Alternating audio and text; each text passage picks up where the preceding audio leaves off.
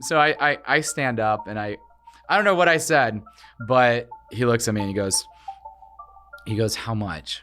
And I remember asking him, I said, how much what?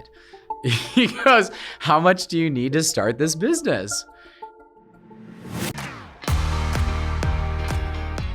From Grindstone, this is Nebraska Made, a narrative journey through the lives of Nebraska's most inspiring business leaders.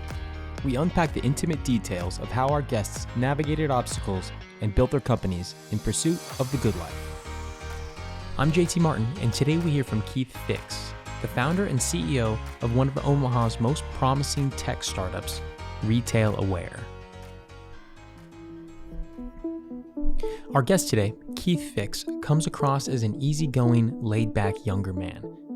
Yeah, my name is Keith Fix, founder and CEO of Retail Aware. But his resume has some serious weight to it.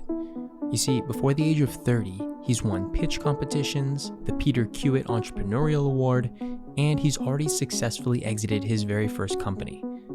He's currently developing his next company called Retail Aware that's using some pretty futuristic technology to predict shopper behavior in physical stores. The company has a ton of buzz this year, and it's all happening right here in Nebraska. I was born in Norfolk, Nebraska, so I'm Nebraska through and through. I think I've always had an ambition. I think when my mom did her MBA, gosh, I think I was like in third, fourth grade. I used to steal her books, and I remember reading about, Coca-Cola, how it became Coca-Cola and brands, and and this was me as a kid, and I loved that stuff. When I got my first job, I went to Goodwill and bought a suit, and I printed out my resume, which at that point had Panera and websites. Yeah, and so I print out my resume and just said, and walked into this building and that said now hiring, and I said, can I get a job? I remember Carrie was the hiring manager. I remember her looking at me and she's like, I don't think she could ask how old I was, but she definitely was like, I interview people twice your age all day long, and you know what? How would you like a job? Taking, I think it was $9.50 an hour plus 50 cents per credit card application. That was good money back then. That was. I was making $5 at Panera. You were just really into business at an early age. Why do you think that you were so sort of driven? Like, what was it that you saw? Was it that your mom got her MBA? Yeah, here's the thing. I lived pretty comfortable, like pretty decent, middle class life. And then, midway going into middle school, my parents separated. And my mom and I ended up in a shelter for a bit. And so going from having, being fine to like having, I think I had one shoe in my backpack. It changed changed my life. And I think that's one of the biggest things too, is that, I had to work. I had to come up with ways to figure out how to make money. I like to believe everything happens for a reason, right? And, and so I knew at a very young age that I wanted to do something big. I wanted to, build something bigger than me. And at the beginning, it really just was about surviving. So Keith develops an appetite for work and attends the University of Nebraska in Omaha, where he eventually earns 3 different majors in marketing management, entrepreneurship, and IT innovation. And throughout college, he makes a name for himself by relentlessly starting businesses. I started a tech support business. We did really well until we didn't. But this was your first. That was my first actual business. I started with just a buddy of mine, and we had this idea of just doing remote tech support.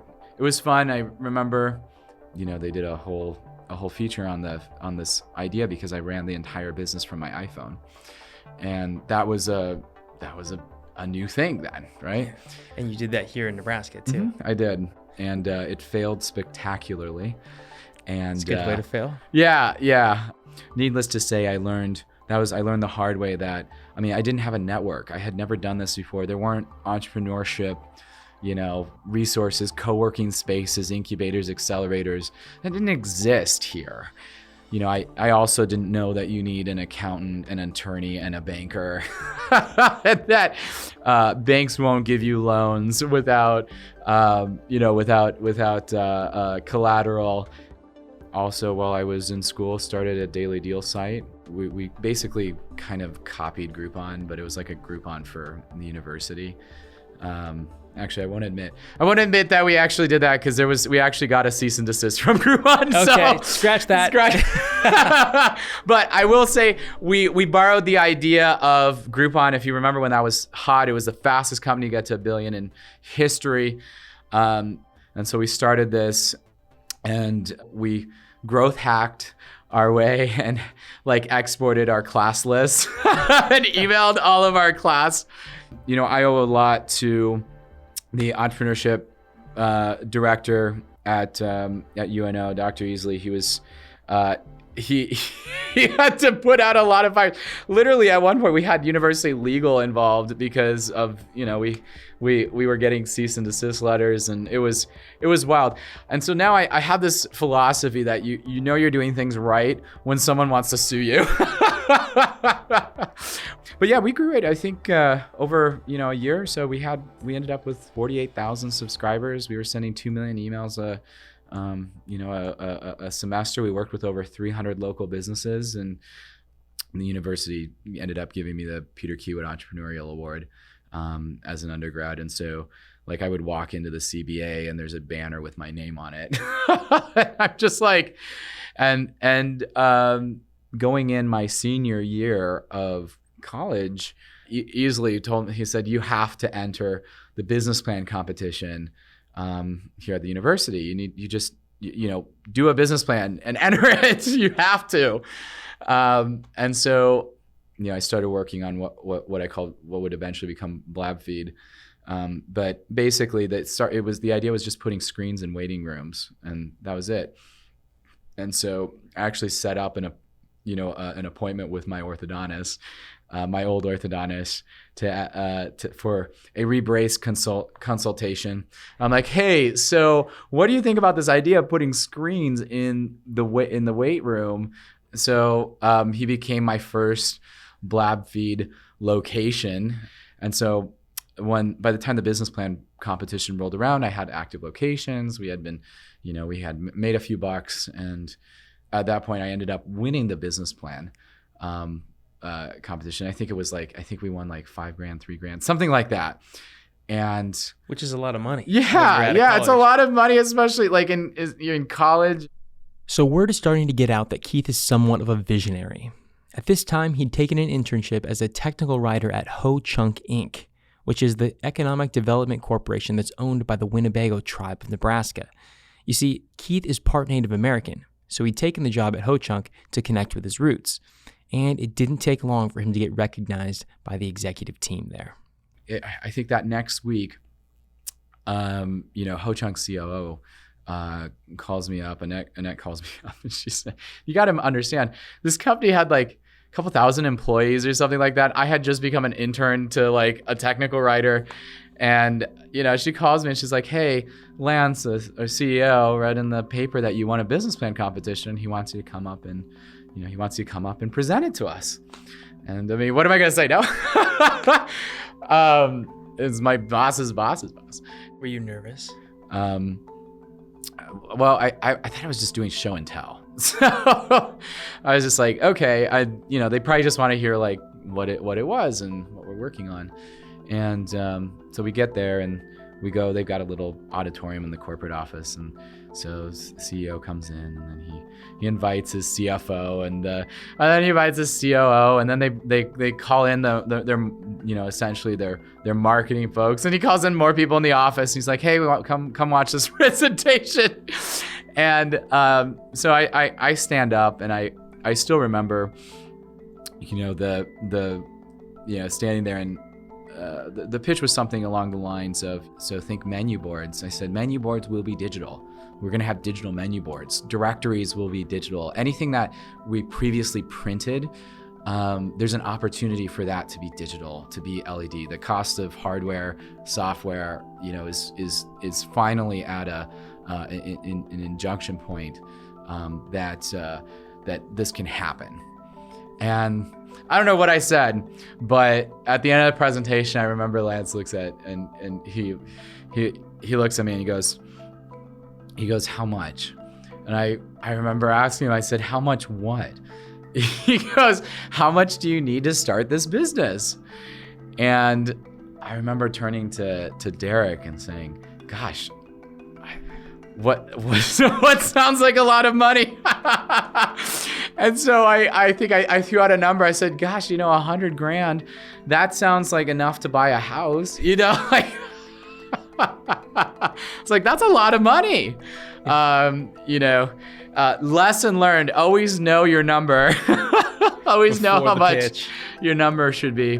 Because you just got $5,000 from this pitch competition. Yeah. So like maybe $100,000, like that's a lot of money. That goes a long way for for a kid eating ramen. And I remember him literally just laughing. And I remember him. He turned to Dennis, and he turns to me, and he goes, great. He goes, you're fired. And he goes, Dennis cut him the check, and he said, this will be your life now. And so that was how we started BlabFeed, which would evolve into Perfecta Media. So Keith's first investor is Ho-Chunk. They were the perfect partner because they owned a chain of convenience stores, which became BlabFeed's first clients. They installed all of the displays in the stores and they ran ads on them for daily specials and deals, and the technology caught on. Over the next 4 years, BlabFeed grew to 30 employees and was doing over $1 million in revenue across its 8,000 different client locations. And in 2017, when it was finally acquired, it became the first time that a company from Omaha's startup collaborative had been bought out, and it was a big deal. So we sold the company in 2017, and that's when I had started obsessing around this problem of I would have clients come back to me and say, hey, we'd really like to buy more, but we can't really attribute sales to your displays, or literally point blank, we don't have the data to understand what's happening at the shelf. And that was kind of what turned me on to this big, huge black hole that exists, which was the shelf. So this problem that Keith is obsessing over, now this is a big problem. To put it in perspective, you may know about the online shopping boom over the past 2 decades. Basically, because online merchants are able to collect more data on shopper behavior online, they can justify their business decisions with hard evidence, making it easier to grow. For example, an e-commerce store knows what ad a customer saw, if they hovered their mouse over it, if they clicked on it, etc.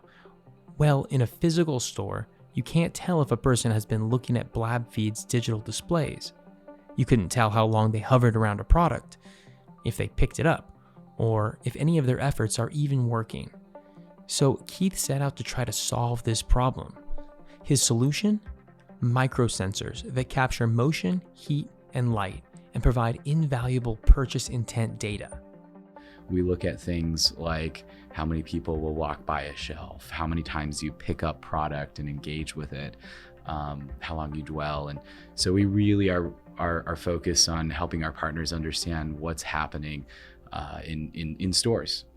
With retail, where when we first started, we kind of moonlit it. Like I kind of talked to my original partner and said, hey, let's talk about the financials for this last year. And I'll remember he'll joke about that. He's like, what financials? and we had to make the call. I said, okay, we had grant money that we hadn't even touched. I'm like, okay, number one, we've got to unlock that grant money.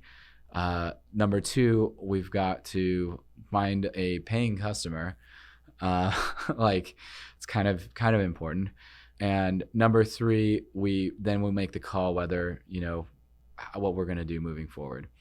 And that was when, I jumped full, I started working full in, and I said, we'll make the determination whether I'm going to go all in or not. And so I think we had some pilots, and we had sensors out there in the world and whatnot, but that was, we knocked those 3 things off the list in like 30 days. And, the next day I was on a plane to go install sensors, and drive across Colorado and install sensors in grocery stores. So it was just everything came to a head. It was right around that 2018 time. So, we built it for one customer, and it met the needs of other brands, and it met the needs of our retail partners, and being able to do that here. I think some serendipity is, we had a really fantastic partner early on that had really big influence in the retail sector and happens to be headquartered in Nebraska. And talk about an unfair advantage. Every major retailer buys from them. Who is the corporate that you guys partnered with? Well, we like to very Nebraska style. They're they don't like publicity. Great.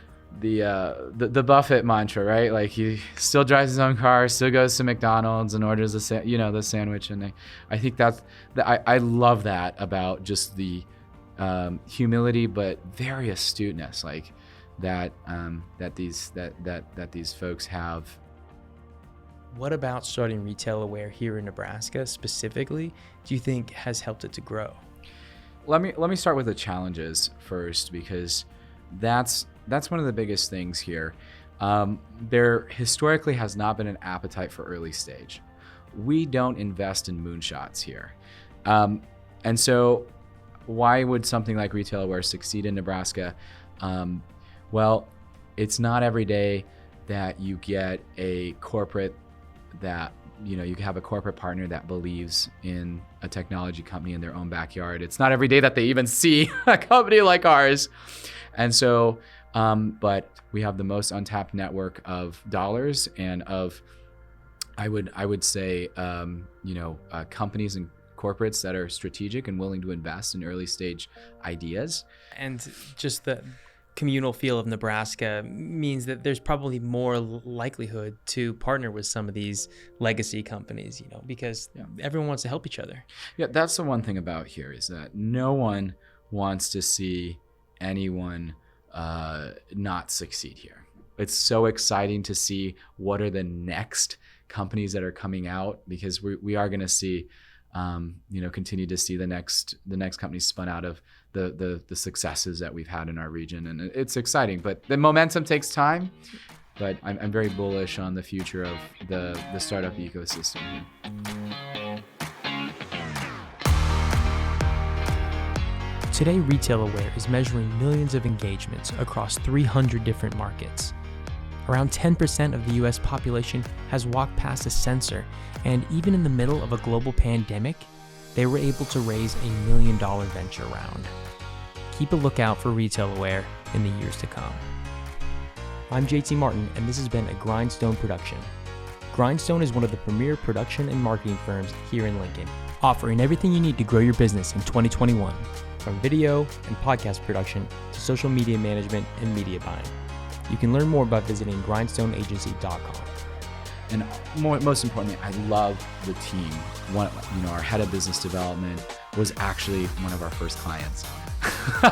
So she jumped ship to come join the dark side, as they say.